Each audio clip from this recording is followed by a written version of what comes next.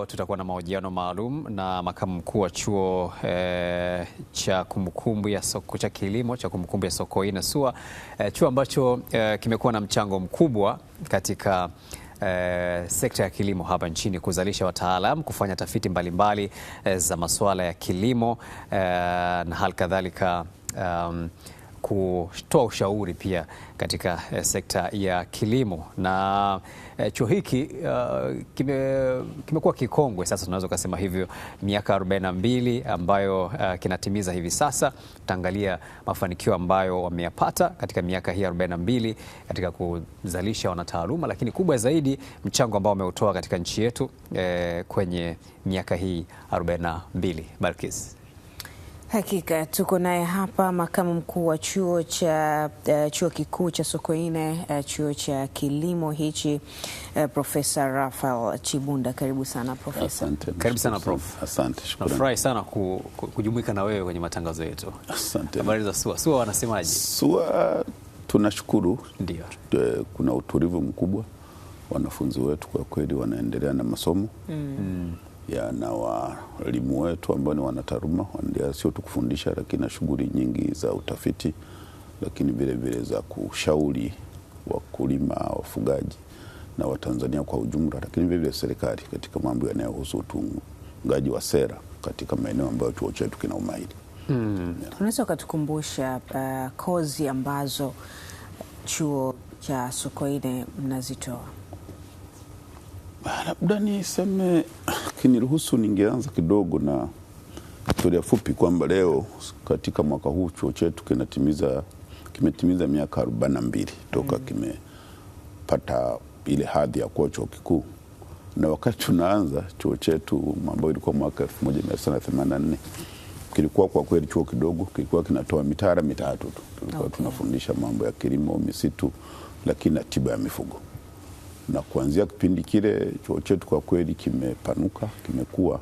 Leo kwenye shahada ya kwanza tuna shahada 41 ambazo chuo chetu kinafundisha. Kwa hiyo ukiona kuanzia shahada 3 mpaka leo baada ya miaka 42 tuna shahada 41. Lakini vile vile kwenye masomo ambayo ni ya uzamili, yani kwa maana ya masters na PhD, tuna zaidi ya programu 52 za masters, lakini vile vile tunatoa uzamivu au PhD katika nyanja zote ambazo chuo chetu kinafundisha. Maanake mlianza kama chuo ambacho kilikuwa kitivo cha kilimo cha chuo kikuu cha Dar es Salaam, sio? Ndio. Mwaka 1970 na baadaye mkawa chuo kikuu kamili na kuanza sasa kujitegemea. Unaweza kukumbuka kozi ya kwanza kabisa kuitoa katika chuo hiki? Labda niseme kwamba chuo kikuu cha Sokoine kilizaliwa kutoka chuo kilichokuwa kidogo, ambacho kilikuwa ni chuo cha kilimo Morogoro, ambacho kilikuwa kwa kweli kinatoa mafunzo tu ya kilimo katika kiwango cha diploma. Lakini ilipofika mwaka 70 baada ya chuo kikuu cha Afrika Mashariki kuvunjika na nchi yetu kuanzisha chuo kikuu cha Dar es Salaam, kile chuo kidogo basi kilipata hadhi ya kuwa kitivo cha chuo kikuu cha Dar es Salaam, na hiyo iliendelea mpaka kutoka mwaka 70 mpaka hiyo mwaka 84. Sasa kozi ya kwanza ilikuwa ni programu ya bachelor ya kilimo, ambayo ilianza mwaka 70 baada ya kujiunga chuo kikuu cha Dar es Salaam, lakini mwaka 73 ikaanza programu ya misitu, na baadaye mwaka 76 ndio ilianza programu ya tiba ya mifugo, veterinary medicine. Kutoka mitaala mitatu, sasa mna kozi 41 katika shahada. Miaka 42 hii imekuwa ni safari ya namna gani kwa chuo kikuu cha Sokoine? Naweza nikasema ukiangalia historia ya chuo chetu kwa kweli imekuwa ni safari yenye mafanikio, japo ilikuwa na changamoto hapa na pale. Na kutoka zile program 3 chuo chetu kimepanuka, lakini hatujaenda sana nje ya kwenye kilimo, mifugo, uvuvi, utunzaji wa mazingira ikiwemo misitu, lakini tumeweza kuongeza program zingine ambazo kwa kweli sio za kilimo, lakini ilikuwa ni ombi la serikali. Tunakumbuka kile kipindi ambapo nchi yetu waliamua kupanua elimu ya sekondari, wakaanzisha shule ambazo watu wengi wanapenda kuziita shule za kata, japo mimi huwa nasema ni shule za jamii. Kwa hiyo kulikuwa na uhaba mkubwa sana, hasa walimu wa masomo ya sayansi. Kwa hiyo chuo kikuu cha Sokoine kikapewa jukumu la kuchangia kwenye tatizo hilo. na bahati nzuri iliendana na tukawa tumepewa kampasi mpya ambayo mwanzo ilikaliwa na wapiganaji na wanaharakati wa kutoka South Africa au Afrika Kusini wa ANC. Baada ya wao kuwa wanaondoka mwaka 1992, chuo chetu kikapata bahati ya kupewa ile kampasi. Kwa hiyo tukafungua mafunzo ya walimu wa sayansi kina Solomon Mahalango, Solomon Mahalango ambako kwa kweli tumefanya vizuri na hilo eneo tunaendelea. Tunafundisha walimu wa hesabu, kemia, fizikia, mambo ya ICT na kadhalika. Okay. Kwa hiyo hilo ni eneo ambalo kwa kweli haliendani moja kwa moja na kilimo, lakini tunafundisha vile vile walimu wa kwenda kufundisha kilimo katika sekondari zetu. Okay. Na niseme labda niongeze kwamba kwenye utekelezaji wa sera mpya ya elimu hii ambayo imeboreshwa na mitaala mipya, chuo chetu nadhani kimekuwa chuo cha kwanza kuanzisha mafunzo ya walimu kwa ajili ya mkondo wa amali. Mwaka huu tuna wanafunzi katika programu 6 ambao kwa kweli wanaandaliwa ili wakasaidia kwenye utekelezaji wa hiki kitu chema sana ambacho serikali yetu imefanya. Na kuna majina pia kwenye hiyo historia ulieleza hapo, majina ambayo yanaibeba SUA. Unajua SUA inanasibishwa na baadhi ya majina, kwa mfano hilo jina la Sokoine ilikuwa ni kwa heshima ya hayati Edward Moringe Sokoine, ambao ni jina la chuo kwa ujumla, lakini kuna hayo majina ambayo yamepewa campus, kwa mfano ile ya Mazimbu nafikiri inaitwa campus ya Solomon Mahalango. Hayo majina yanasibishwa vipi na chuo chenyewe? Labda mfano kuhusu jina mama la chuo chetu ambalo ni la hayati Sokoine, Edward Moringe Sokoine. Labda nitoe historia fupi tu. Chuo chetu ilikuwaje ikapewa hiyo heshima ya kupata hili jina kwa kweli la shujaa wa nchi yetu? Kama nilivyosema, mwaka 1984 naweza kukumbuka tarehe 11 mwezi wa 4 ndo Bunge la Jamhuri ya Muungano wa Tanzania lilipelekewa mswada kutoka serikali wakati ule kwa ajili ya kuunda chuo kipya cha Morogoro, na jina ilikuwa pendekezo ilikuwa ni Chuo Kikuu cha Kilimo cha Morogoro.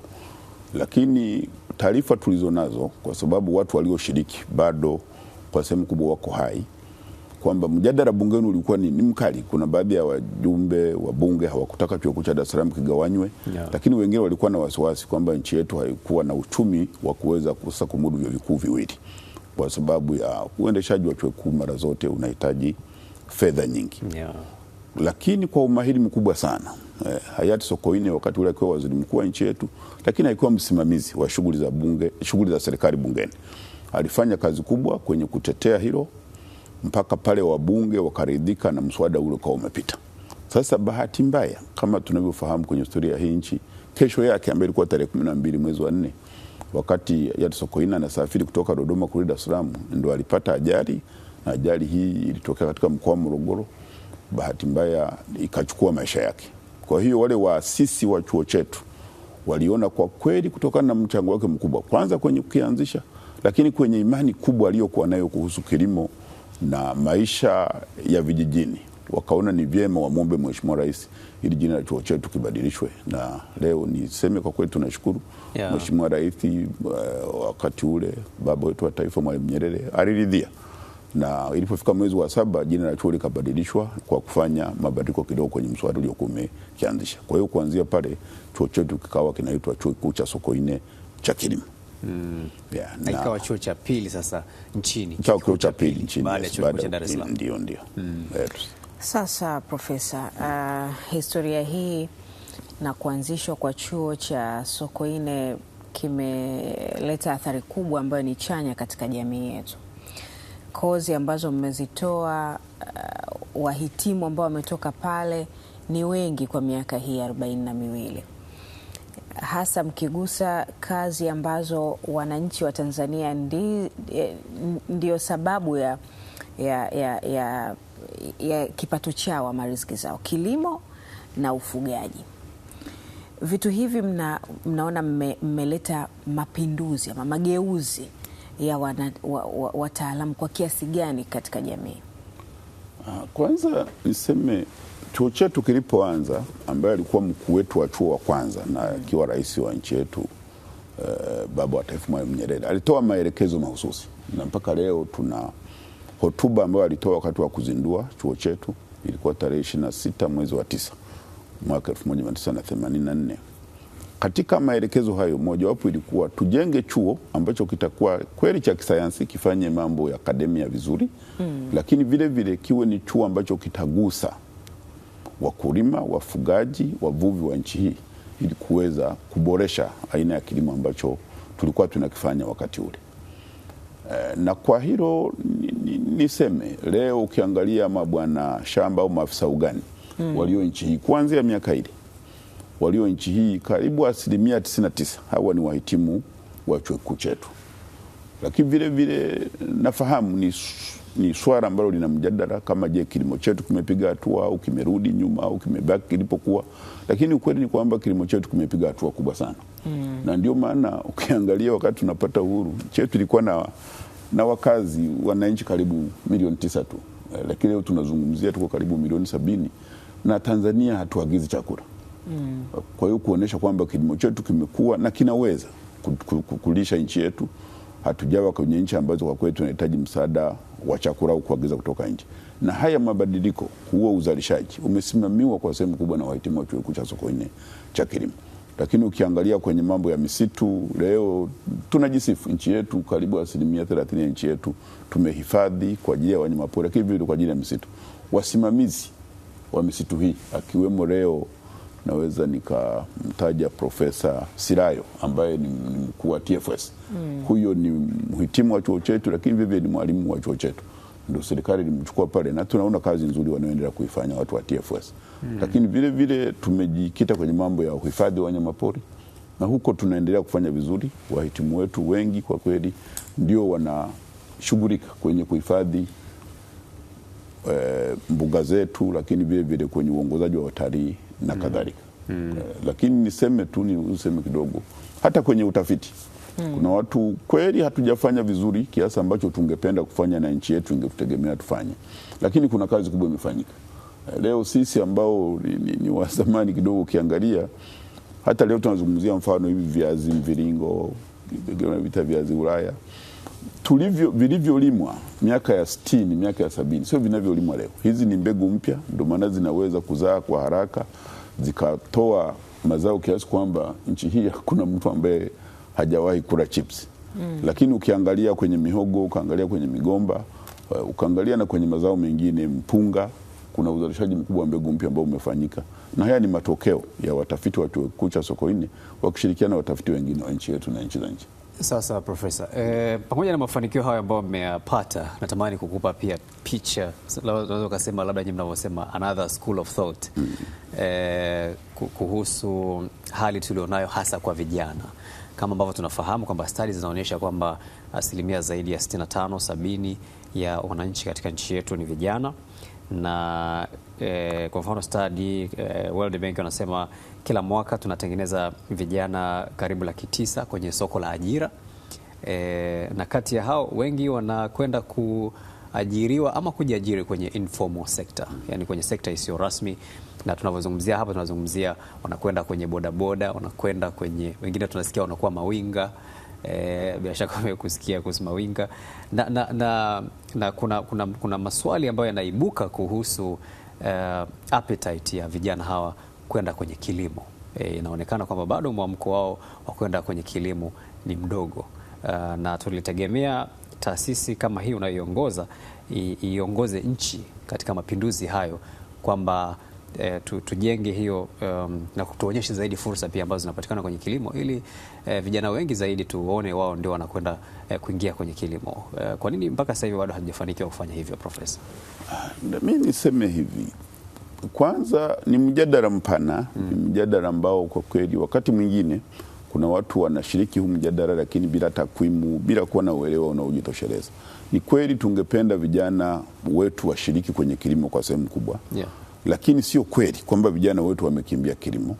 Lakini mimi na wenzangu tunachoangalia katika chuo kikuu cha Sokoine cha kilimo, hawa vijana ukiangalia leo ni tofauti na sisi wakati tunazaliwa tunakuwa. Wangependa kufanya kilimo, lakini kilimo ambacho hakitatumia nguvu ya kutumia damu ile ya kulima jembe la mkono, kubeba mazao uliyovuna kichwani. Wangependa kilimo ambacho kinaendeshwa zaidi na teknolojia. Na sisi kama chuo hili ndilo ambalo tunaliwekea nguvu. Leo sisi tuna center pale, incubation center mahali ambako tunatamia vijana, mfano kwa ajili ya mazao ya bustani, tunajenga screen house, alafu tunawapa vijana wanafanya kazi mule. Pale tunakuwa na shida sana ya hata ya kuchagua nani apewe nani asipewe. Kwa hiyo kuonyesha kwamba kukiwa na mazingira mazuri, vijana wetu wako tayari kuingia kwenye kilimo na wanafahamu kwamba kilimo kinalipa. Lakini vile vile nishukuru kwamba sera mbalimbali za serikali ambazo zimewekwa hasa kipindi hiki cha awamu ya 6 za kuondoa kodi, mfano kwenye matrekta na nini. Leo ukiangalia nchi yetu matumizi ya trekta yameongezeka sana. Lakini kuna kitu wakati mwingine wala ambao sio wachunguzi wa haya mambo wanaweza wasijue. Mfano sasa hivi uvunaji mfano wa mpunga. Nchi yetu kwa sehemu kubwa umeanza kufanywa na combine harvester na mashine. Na haya hizi machinery zinaendeshwa, zinasimamiwa na vijana wa nchi hii. Kwa hiyo la kwetu ambalo kama chuo tunafanya, na labda nitoe mfano, tutakuwa juzi hapa mmeona nilikuwa mimi mwenyewe mgeni rasmi tunazindua matumizi ya hizi zinaitwa ndege nyuki, drones, kwa ajili ya kutumika kwenye kilimo. Chuo tumenunua kwa imani kwamba wanafunzi wetu wanapotoka chuoni basi wao hivi vitu wanavifahamu na wanakapokwenda uraiani waende kuvitumia. Na hii tumepewa msukumo sana na wenzetu, mfano wa bodi ya pamba. Wamenunua ndege nyuki za kutosha. Leo ukienda mkoa kama Simiyu, umwagiliaji wa dawa kwenye mashamba ya pamba unafanywa na hizo ndege. Kwa hiyo mimi ni imani yangu kwamba tunapozidi kuongeza matumizi ya teknolojia kwenye kilimo, vijana wengi watakuja kushiriki kwenye kilimo. Lakini la mwisho niongelee, kuna ukosefu wa kazi, lakini vile vile wakati mwingine vijana wetu wanataka kuandaa tu kisaikolojia. Yes, wakati fulani ni kwamba kwa vile anasikia watu wanasema hiki na yeye anafuata. Lakini mfano wanafunzi ambao wamemaliza chuo chetu kwa mwaka jana, sisi kila mwaka tuna graduateisha wanafunzi karibu 4,000 pale, na nusu yao wakiwa wa kwenye sekta za kilimo. Mwaka jana wenzetu wa bodi ya korosho, pamba, hata tumbaku walikuwa wameomba tuwapelekee vijana chini ya mpango huu wa BBT. Tulitangaza nafasi, tumewapeleka, ikafika mahara hakuna wanaoomba. Kwa hiyo kuonesha kwamba swala la ukosefu wa ajira kwenye sekta ya kilimo kwa wanafunzi ambao wamaliza kilimo sio kubwa kama ambavyo labda unaweza kuona kwenye sekta zingine. Lakini pia ni kwa namna gani ukiacha kuajiriwa na serikali, wahitimu kutoka SUA wana uwezo wa kujiajiri wao wenyewe? Kama nilivyosema, tuna wale ambao wamejiajiri kwenye kilimo. Ukiangalia hii nchi kuna wenye mashamba, wapo sio wengi sana lakini wapo na wanafanya vizuri. Lakini kwenye mnyororo mzima wa kilimo, ukiangalia kuna grupu kubwa la vijana ambao wanafanya hizo kazi. Mfano, nitoe mfano, nchi hii sasa hivi ukiangalia hakuna mtaa utapita ambapo hutaona duka ambalo wanauza pembejeo za kilimo na mifugo. Haya maduka kwa sehemu kubwa yanasimamiwa na vijana wetu na mengi wameanzisha wao. Kwa hiyo sasa hivi tunachojaribu kuona na nashukuru watunga sera hasa wizara yetu ya kilimo wanaliangalia hili kwa upana, tuone tunawezaje kupata mitaji ya kuwapa hao vijana. Na mimi nashukuru nikimsikia waziri wetu wa vijana, lakini waziri mkuu wakisisitiza kwamba zile fedha ambazo zinatengwa na serikali kwa ajili ya vijana basi zitumike kweli kwa ajili ya vijana. Na eneo moja wapo ambalo mimi ningeasa likaangaliwa vizuri ni wanaofanya miradi ya kilimo. Ulisema kwamba mazingira yakiboreshwa vijana wako tayari kuingia kwenye kilimo. Nani anapaswa kuboresha mazingira na ni nini kinapaswa kuboreshwa? Mimi niseme hili ni swala la jamii, wala sio swala la serikali peke yao wala chuo kikuu cha Sokoine cha kilimo. Kwanza nitoe mfano. Sisi wakati tunasoma sekondari shule ya msingi, na nadhani bado sasa hivi hayo mambo yapo. Ukifanya kosa, ukitaka kupewa adhabu mojawapo ni ya kwenda kulima. Kwa hiyo hii inawafanya hata vijana anavyokuwa naona kilimo ni sehemu ya adhabu. Kwa hiyo hili ni la jamii. Tubadilishe, tukione kilimo kwamba ni fursa ambayo vijana wetu wanaweza kwenda kule na wakafanikiwa katika maisha yao. La pili nililosema hili sasa ni la serikali na wadau wengine. Mfano tunaposema ongezeko la teknolojia kwenye kilimo, nimezungumzia habari ya ongezeko la trekta. Haya matrekta hayanunuliwi na serikali, yananunuliwa na Watanzania ambao wako kwenye sekta ya kilimo na wengine ni vijana, lakini wanaoyaendesha ni vijana. Ukienda leo kwenye makampuni yanayohusika na kilimo nchi hii, mfano ukienda kwenye mashamba ya miwa ambako sukari inatengenezwa, matumizi ya teknolojia yako juu na wanaofanya hizo kazi wote ni vijana wa Kitanzania na wengi wakiwa ni wahitimu wa vyuo vikuu vyetu. Kwa mimi na hapo Profesa, kwenye mtazamo Balkis, unajua mtu akitaka kuonyesha kwamba yeye ni maskini ama anatoka katika hali duni, anajinasibisha na kilimo. Utasikia mtu anakuambia mimi ni mtoto wa mkulima. Hii unaizungumziaje huo mtazamo? Yaani mtu kujinasibisha na ukulima ili kutuonyesha kwamba yeye ni mtu ambaye ametoka kwenye mazingira duni. Hiki nimesema mtazamo ambao ni hasi wa jamii. Hata waandishi mbalimbali ukitaka kuweka picha ya mkulima unaweka ya mtu ambaye shati limechanika na kajembe yani mtu ambaye kukila na maisha duni, ambayo sio kweli kwamba kila mkulima ana maisha duni. Leo tukiangalia wenzetu, mfano mkoa wa Njombe, hao ambao wanalima kwenye avocado, si ndio? Watu wametengeneza hela, ni matajiri kuliko sisi tunaoishi mijini huko. Lakini kwa nini mtu anapoandika habari ya kilimo asiweke picha ya yule mtu ambaye ana shamba kubwa la parachichi? Kwa nini anatafuta mkulima mwingine wala sio mkulima, wanamchukua tu wanamvisha hivyo wapige picha ili kuonyesha mkulima? Kwa hiyo mojawapo mimi natamani kama tulivyo na sasa hivi na wa influencers kwenye mpira, tuwe na watu ambao kwa kweli watakuwa ni champions wa kueleza uhalisia kwenye sekta ya kilimo na manufaa makubwa ambayo nchi yetu inaweza kuyapata, lakini vile vile katika mtu mmoja na familia. Profesa, umegusia mradi wa incubation ambao mnaufanya pale chuo cha SUA. Mnautekeleza vipi na faida zake ni zipi hasa kwa wahitimu wenu? Huu mradi una historia. Kwanza tulivyoanza tulishirikiana na taasisi binafsi inayoitwa PASS. Wao wa mwanzo walitoa hela, sisi tukatoa ardhi, tukatoa na utaalamu, lakini baadaye wao wakawa wameshindwa kuendelea kwa sababu nadhani aliyokuwa anawapa fedha zilipungua. Kwa hiyo tukauchukua ule mradi kama chuo, tukaweka utaratibu mpya. Kwa hiyo vijana ambao ama wamemaliza chuo au wako mtaani lakini wangependa kushiriki kwenye hilo zoezi, huwa tunatangaza nao wanaomba. Kwa hiyo wakija tunawapa, kila mtu tunampa ile screen house moja au kitaru nyumba wanavyosema Kiswahili.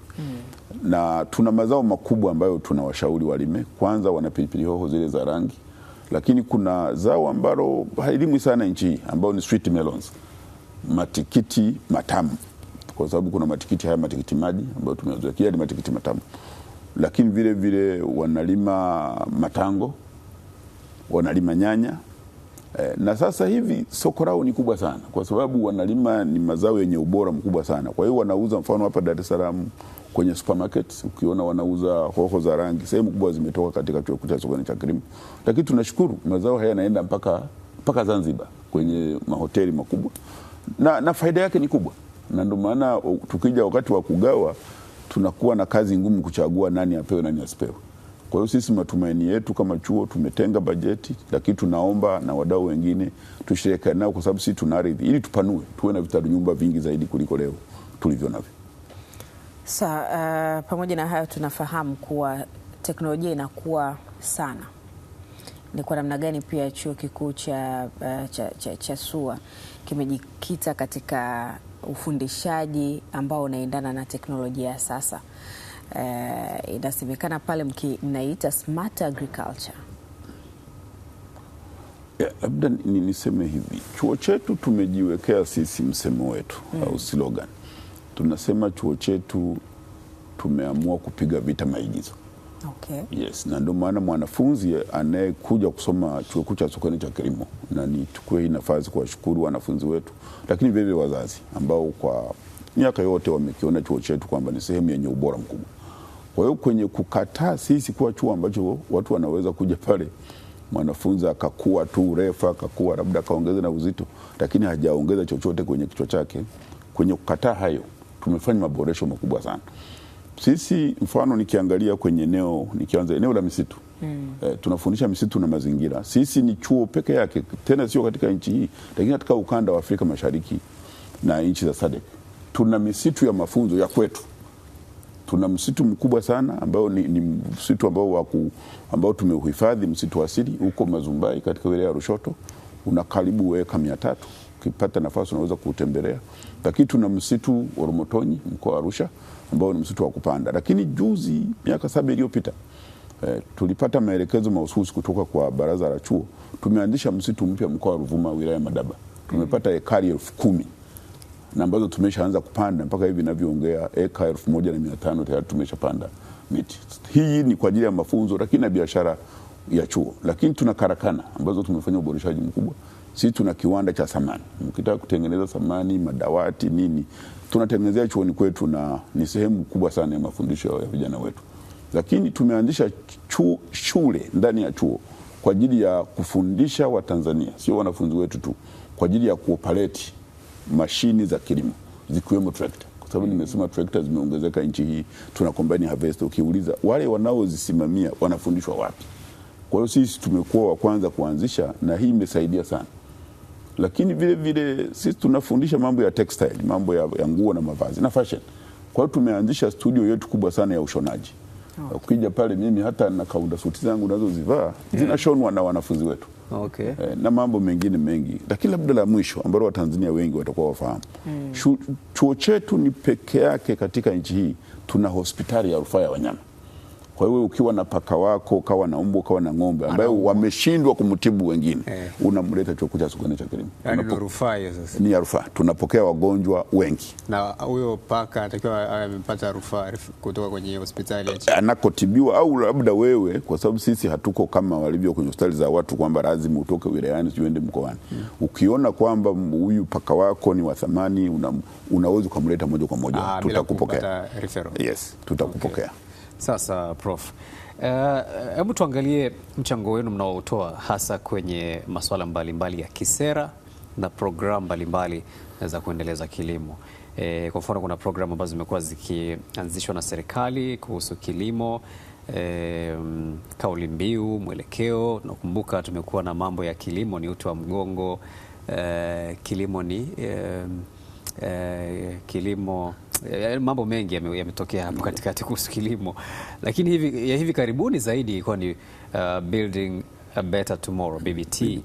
Programu ambayo imekuwa ikizungumzwa, lakini baadhi ya watu wamekuwa, baadhi ya wabunge na wadau wengine wamekuwa wakikosoa kwamba haifanyi vizuri na wengine wakidai kwamba imekufa na vitu kama hivyo. Ila swali langu hapa ni kwamba taasisi kubwa ya kitaaluma kama nyie mnatoa mchango gani kwenye mambo kama haya? Kwa sababu wapo Watanzania wanaona kwamba tumekuwa tukianzisha vitu mbalimbali kwenye kilimo ambavyo vinakuwa aidha sio endelevu ama hatuoni matokeo yake ya moja kwa moja. Profesa. Asante. Mimi nadhani nirudie kusema kwamba kwa kweli ni mjadala ambao unaendelea, ambacho nadhani kitu kizuri tu kwenye jamii kuwa na mjadala wa kitu ambacho kwa kweli kina umuhimu wa kitaifa kama ilivyo kilimo na programu mbalimbali ambazo serikali imekuwa ikizianzisha. Kwenye hili la BBT nichukue nafasi kwa shukuru wenzetu walio serikalini, hasa Wizara ya Kilimo, kwa kweli walitushirikisha kuanzia mwanzo kwenye kupanga hiki kitu kiweje. Na labda niseme, japo mimi sio msemaji mahususi wa BBT kwa sababu iko chini ya Wizara ya Kilimo, lakini kwa sababu tulishirikishwa, niseme yafuatayo. BBT ilikuwa na maeneo mengi, haikuwa na eneo moja. Kuna hili eneo ambalo watu wanadhani halijafanya vizuri sana, la kwamba kuwakusanya vijana labda tukawa na shamba la pamoja na nini. Kuna hilo jaribio lilifanyika, lakini BBT ilikuwa na eneo ambalo limefanya vizuri. Hili eneo la kuwachukua vijana kwenda kuongeza maafisa ugani kule kwenye kilimo, kwa sababu mojawapo ya sababu kwa nini labda kilimo chetu mwendo sio mkubwa sana ni upungufu wa wataalamu. Unapokwenda kwenye kata, kwenye vijiji, idadi inakuwa haitoshi sana. Lakini kingine ni utaratibu wa kuajiri watu kwenye permanent and pensionable. Mtu mwingine akishafika kule anaona sasa ana mshahara, afanye asifanye atalipwa. Kwa hiyo wakaanzisha kufanya jaribio kubwa, tukawa tunawapeleka vijana, wakifika kule wanalipwa na wafanyabiashara. Mfano kwenye pamba, waliokuwa wanalipa ni wale jinas, wale wenye mashine za kuchambua pamba. Wanawagawia maeneo maalum. Kwa hiyo akifanya vizuri pamba ikaongezeka kwenye eneo lake na mshahara wake unaongezeka, anapata hata bonus.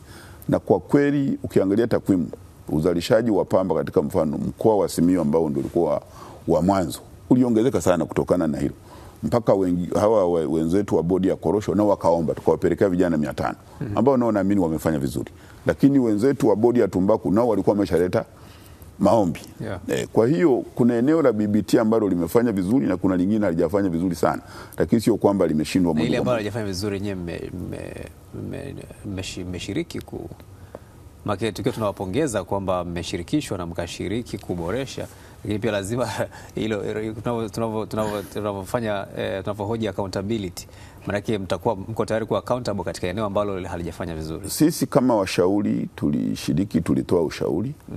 na ambacho niseme kwamba kwa sababu ni kitu kipya mnaanza, nafasi ya kutufanya vizuri inakuwepo, lakini kibaya ni kule kuacha. Kwa hiyo sasa hivi sisi ambacho bado tunaendelea kushauri ni kwamba tuangalie makosa yalikuwa wapi, udhaifu ulikuwa wapi, ufanywe marekebisho, na bado programu hii inaweza ikawa nzuri, kwa sababu ilikuwa ni programu karibia kwanza hata katika bara la Afrika watu walitaka kuja kujifunza kwetu.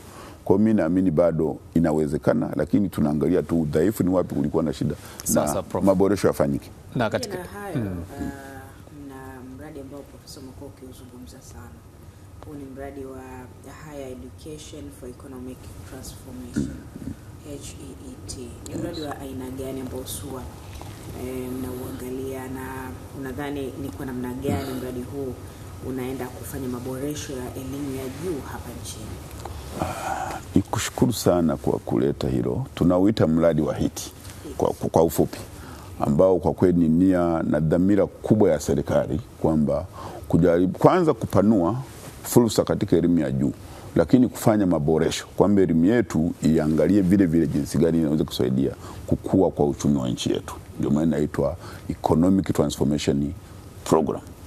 Sisi chuo chetu ni wanufaika wakubwa, na nichukue hii nafasi kwa kweli kumshukuru kwanza Mheshimiwa Rais Daktari Samia Suluhu Hassan, wizara yetu, kwamba katika kuchagua vyuo ambavyo vimenufaika, chuo chetu tumepata jumla kwa miaka 5 ya utekelezaji wa mradi shilingi bilioni 76, na tumepeleka katika maeneo makubwa matatu. Kwanza tumekwenda kuboresha mitaala yetu. Kuna mabadiliko makubwa tumefanya kwenye mitaala yetu ili tuhakikishe kwamba sasa wanafunzi tunakwenda kuwafundisha kwa kweli watakwenda kuchangia kwa kiasi kubwa kwenye uchumi wa nchi yetu. Lakini la pili ni upanuzi. Tunamalizia ujenzi wa miundombinu mikubwa katika kampasi zetu zote 3 zenye wanafunzi, ambazo ni kampasi ya Edward Moringe ambayo ni kampasi yetu kuu, lakini vile vile kampasi ya Solomon Mahirang na kampasi yetu ya Mizengo Pinda ambayo iko mkoa wa Katavi. Na ni matumaini yetu kwamba tukikamilisha huu mradi, sasa hivi chuo chetu kina wanafunzi 17,600. Lengo letu ni kwenda mpaka wanafunzi 25,000, na hii itawezekana kutokana na upanuzi mkubwa. Lakini cha tatu ambacho tumekiwekea mkazo, na hiki kinaendana na slogan yetu ya kukataa maigizo chuoni kwetu, kwa kweli tumeboresha sana vifaa vya kufundishia. Mfano, tunakwenda kuanzisha, sababu vifaa tayari vimeshafika, sasa tuko kwenye hatua ya kwenda kuvisimika na kuvifanyia majaribio, kujenga viwanda vya mafunzo, viwanda vidogo vya mafunzo. Mfano, tutakuwa sisi na kiwanda chetu cha mineral water, SUA mineral water, lakini tunakwenda kuwa na kiwanda kwa ajili ya kuchakata maziwa na kuyapaki na kuyapeleka sokoni. Tutatengeneza sharubati au juice, lakini tumeleta mashine kubwa kwa ajili ya ufyatuaji wa tofali, kwa sababu sisi tunafundisha agriculture engineers, na wao kwenye hilo la engineer wanafanya na mambo ya ujenzi. Kwa hiyo na kile tumeleta, lakini tumeleta kiwanda cha kuchapa, kwa sababu tumeona chuo tunatumia hela nyingi sana kwenye kuchapa, kwa sababu chuo kazi yetu kubwa ni karatasi. Kwa hiyo tunakwenda kuanzisha, mashine zimesha kuja na jengo limekamilika, sasa tunakwenda kufix. Na mwisho tunakwenda kuwa na kiwanda cha kutengeneza chakula cha samaki, kwa sababu na hili nalo ni tatizo kubwa kwenye kusukuma ufugaji wa samaki katika nchi yetu. Kwa hiyo hivi vitatumika kwa mafunzo, lakini vile vile tuna matumaini kwamba vitaongezea chuo kipato. Pamoja na uwepo wa huu mradi wa HEET, chuo pia mnafanya tafiti nyingi katika nyanja zote hizi ambazo tumezungumza kwa muda sasa. Ni kwa namna gani tafiti hizi zinasaidia si tu ndani ya taifa hili kwenye kilimo, ufugaji na vinginevyo, lakini pia tafiti hizi zinasaidia mpaka nje ya taifa hili? Ipi unayosema inasaidia nje? Wataalamu ambao mko nao.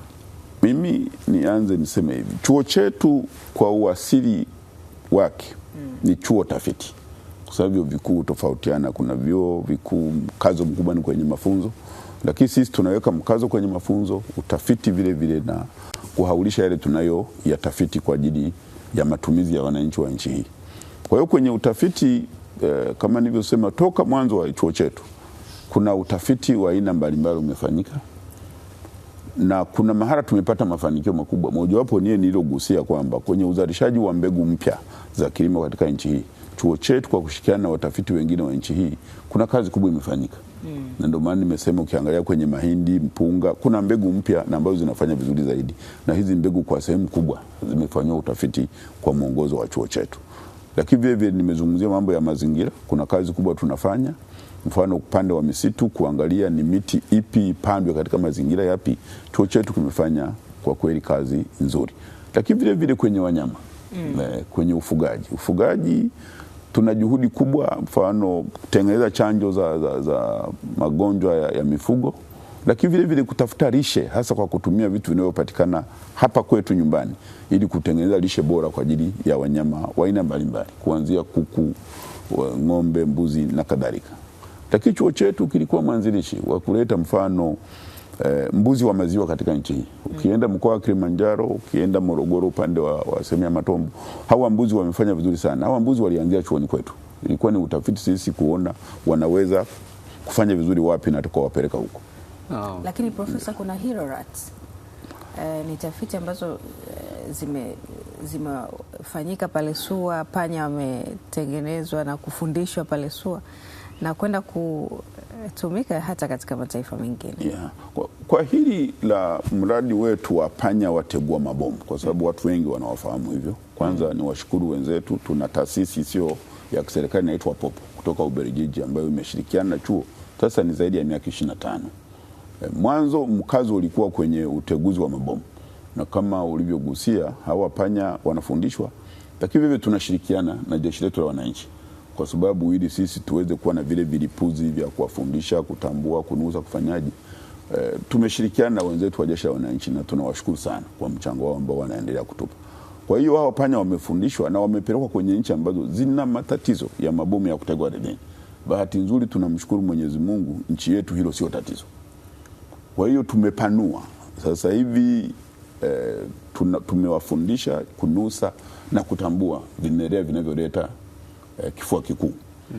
Tunashirikiana sasa hivi zaidi na hospitali 80 nchi hii kwenye kutambua, kusaidia wao wanachofanya kutumia hadubini, lakini pale wanaposema labda haya makohozi hayana, sisi tunayapeleka kwenye wale panya, na wale panya wanaweza kuyatambua yale ambayo yatakuwa labda kwa bahati mbaya hayakutambuliwa kule hospitali.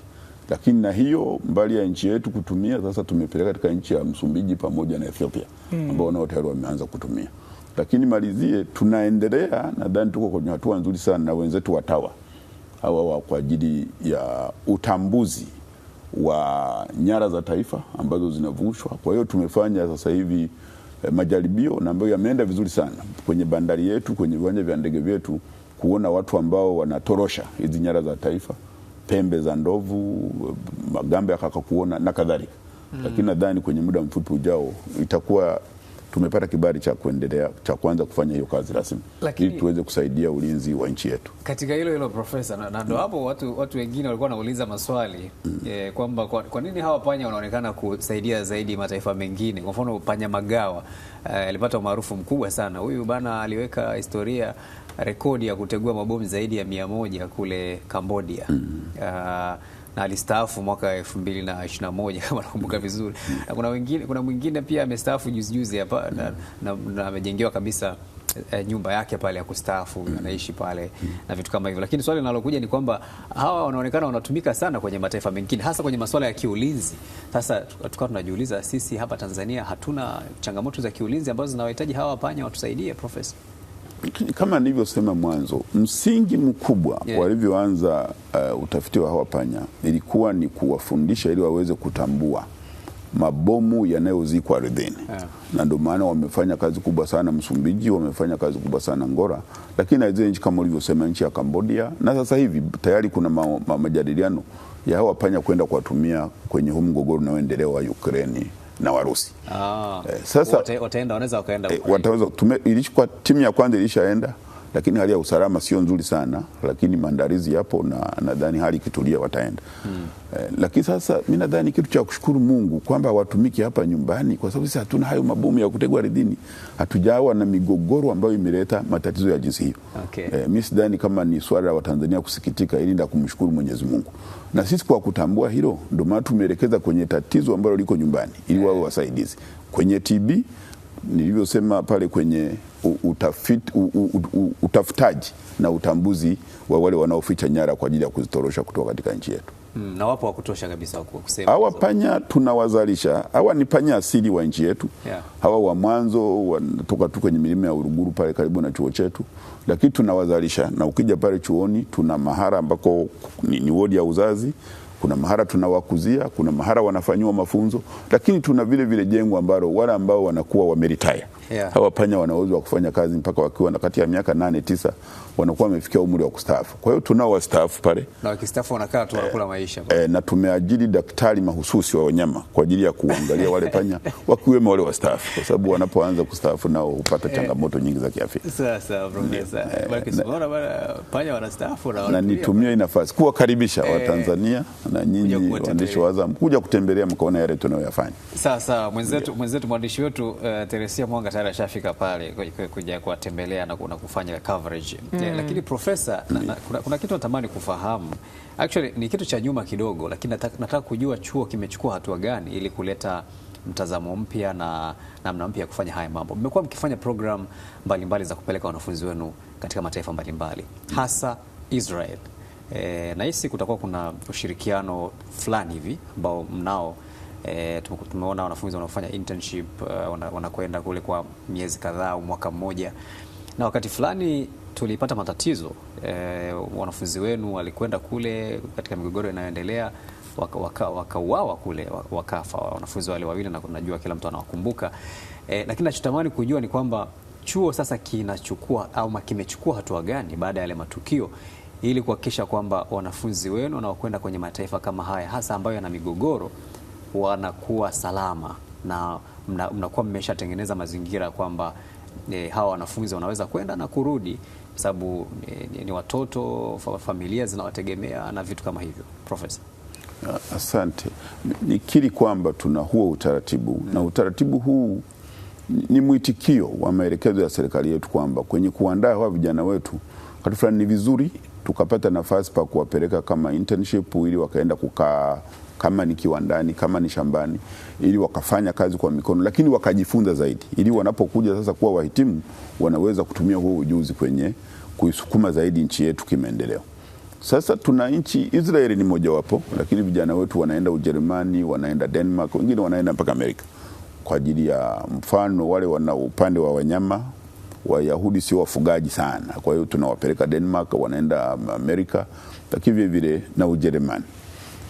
Sasa kwa kutambua hili uliolisema, hatari inayoweza kuwakuta kwenye zile nchi wanazoenda, sisi kama chuo kikuu kwa kweli hatuna macho makali sana ya kuona duniani kila nchi kuna nini, na kwa kutambua hilo tumeanzisha na nichukue hii nafasi kwanza kushukuru sana serikali, lakini hasa viongozi wetu wa Wizara ya Mambo ya Nje na Ushirikiano wa Afrika Mashariki, kwa sababu sasa hivi wao kwa kweli ndio wasimamizi wakuu wa hili jambo.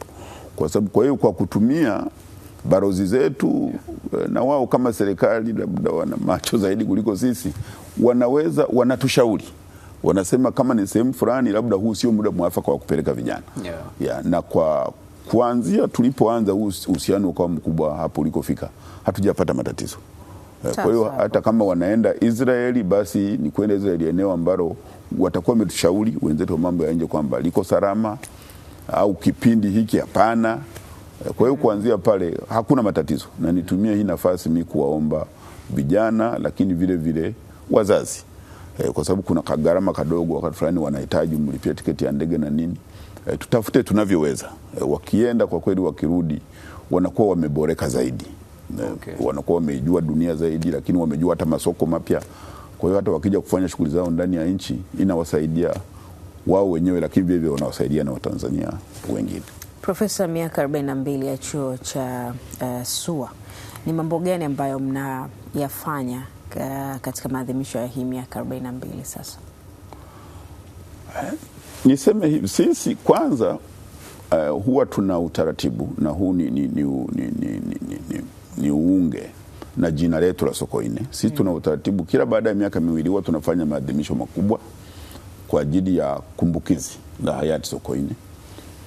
Mwaka jana, kama ambavyo mtakuwa mliona au mnakumbuka, tulizindua kitabu kwa kushirikiana na wenzetu wa Uongozi Institute, taasisi ya uongozi.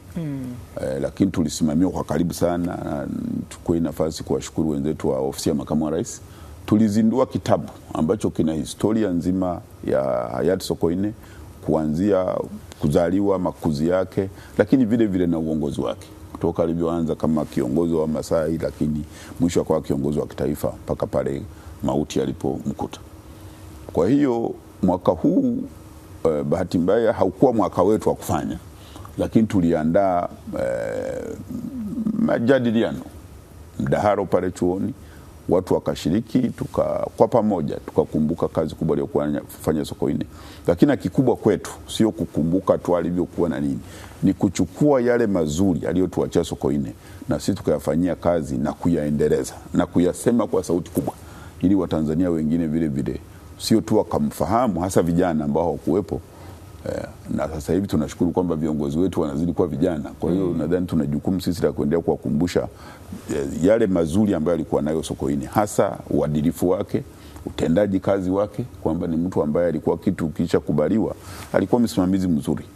Kwa hiyo haya tunaendelea kuyasema, na mwaka kesho tunatumaini tutafanya maazimisho mengine ambayo sasa tutatafuta mgeni rasmi. Na bahati nzuri nishukuru serikali, kwa kweli tumekuwa tukipata wageni rasmi wa ngazi ya juu, kama sio waziri mkuu basi atakuwa makamu wa rais.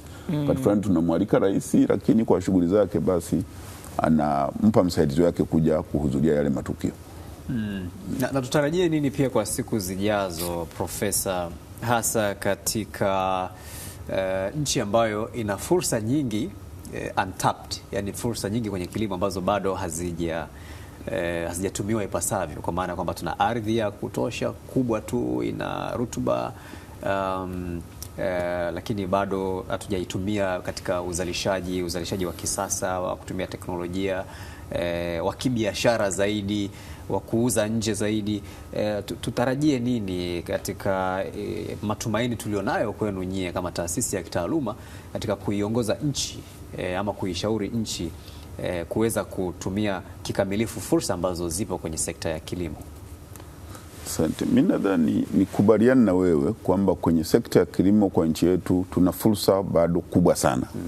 Na tumeona wenzetu, kama nilivyotoa mfano mwanzo, mkoa wa Njombe na mikoa inayo jirani na Njombe, mpaka mfano tumeanza kilimo cha parachichi, na kwa kweli kimesaidia kwenye kubadilisha maisha ya watu, lakini vile vile kuongeza pato la taifa letu, kwa sababu ni zao ambalo linapelekwa na nchi za nje. Sasa sisi kama Chuo Kikuu cha Sokoine cha Kilimo, kwa sababu sharti letu la kwanza, lengo letu la kwanza ni ufundishaji. Kwa hiyo tunaboresha ufundishaji ili tunaowafundisha wahitimu wetu, wataalamu wetu wa kilimo, wawe ni wataalamu ambao ni wa kisasa, watakaoendana na kilimo kinachokuja, sio kilimo ambacho sisi tunatoka.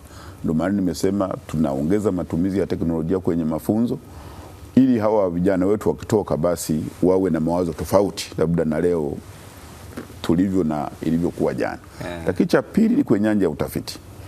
Hapa nikiri kwamba tuna changamoto ya upungufu wa fedha kwa ajili ya utafiti. Hatujaweza kupata fedha kwa sababu tunategemea fedha hizi zaidi kutoka kwa wafadhili. Na wakati mwingine wanakuja wana vipaumbele vyao, kwa hiyo huwa tuna mijadala mikubwa nao. Lakini lengo la chuo ni kwamba tuendelee kufanya tafiti ambazo za upande wa kilimo, ambazo kwa kweli zitaenda kuboresha ukulima wetu. Lakini eneo ambalo tumekuwa tujalifanyia kazi vizuri ni eneo la masoko. Kwa vile vile ukiangalia sisi kwenye mwelekeo wetu mpya ni kuangalia vile vile swala la masoko, kwa maana ya ndani, nchi jirani, lakini na dunia kwa ujumla wake, ili tuweze kubaini ni soko lipi tunaweza kwa kweli tukalima kwa ajili ya lile soko. Kwa sababu mwanzo kwenye kilimo tulikuwa tunaanza na kulima, alafu tukiisha hivisha tunatafuta soko, na wakati mwingine ndio inatuletea shida kwamba una mazao lakini hayauziki. Kwa hiyo sasa hivi mwelekeo wetu sisi tunaanza na soko, halafu tukiisha pata soko ndio tuje kwenye kulima, kwa sababu pale sasa ndio faida inaweza kupatikana kwa uhakika zaidi. Kwa hiyo ni waondolee hofu wa Tanzania kwamba Chuo Kikuu cha Sokoine cha Kilimo tuko imara. Tunashukuru serikali, wametupa nafasi ya kuajiri vijana wengi zaidi. Kwa hiyo sasa hivi tatizo wahadhiri wasaidizi na kadhalika kwa kweli kama halipo. Kwa mwaka jana, kuanzia mwaka juzi mpaka mwaka jana, karibu tumepata nafasi ya kuajiri walimu wapya karibu 200, ambao sisi tunadhani ni kazi kubwa. Sasa hivi tunaendelea kuwasomesha ili waive na kuja kuendeleza hili gurudumu. Profesa, tukiwa tunamaliza, ni maneno gani unaweza ukawaambia waliohitimu chuo cha SUA na wanafanya kazi katika maeneo tofauti tofauti hapa nchini, lakini na wanafunzi wenu ambao mnao pale chuoni hivi sasa? Labda nianze na wanafunzi wetu. Sisi kwanza, mimi nawashukuru sana wanafunzi wa chuo chetu, na mimi kama makamu wa mkuu wa chuo, wanafunzi wangu nawapenda sana. Kwa hiyo kwanza niseme wale walio chuoni, sisi tutajitahidi kuendelea kujenga kwa kweli mazingira ambayo niwezeshi ili wao waweze kusoma, lakini waweze vivile kukipenda chuo chetu, ili hata wanapomaliza shahada ya kwanza wawe wanaweza kurudi kwa wingi kwa ajili ya masomo ya elimu ya juu. Lakini tumia hii nafasi vile vile kuhakikishia wazazi na wanafunzi, na leo napata hii nafasi, ni siku njema sana kwa sababu vijana wetu wa kidato cha 6 leo wameanza mitihani. Kwa hiyo hawa ni wateja wetu watarajiwa. Kwa hiyo wazazi hawa wanaofanya mitihani ni waombe kama wanataka kweli watoto wao, kama nilivyosema, fursa kwenye kilimo ni kubwa. Wahitimu wetu kwa kweli kwa sehemu kubwa wanapata cha kufanya. Kwa hiyo walete wanafunzi wao chuo kikuu cha Sokoine cha kilimo, mazingira ni mazuri, ufundishaji wetu ni wa kisasa.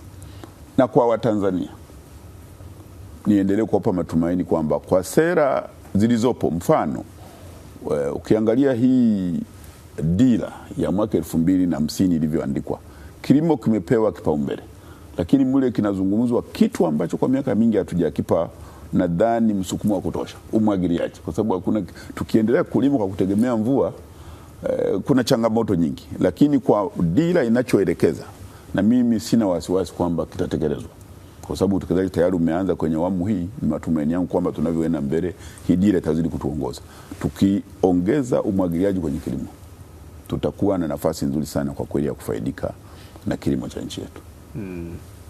Prof, tunakushukuru sana, asante sana kwa kuja, na mimi nimependa sana katika yote ambayo Prof amezungumza, nimependa sana ile ya mtazamo, yani kwamba mtu anaweza kuwa tajiri kwenye kilimo na hata alivyozungumzia pale kwamba mtu yani kupiga picha za, na hiyo natu sana pia sisi waandishi wa habari, yani tunavyoportray mambo ya kilimo tusianasibishe na yani vitu, yani mtu akiona hivi aone kama ni mtu alikata tamaa, umaskini na vitu kama hivyo. Prof, tunakushukuru sana, na sisi tutakapopata muda basi tutakuja SUA kidogo tuwatembelee wale panya waliostaafu. Asanteni sana. Shukrani sana Profesa. Tunakushukuru sana Profesa. Shukrani sana.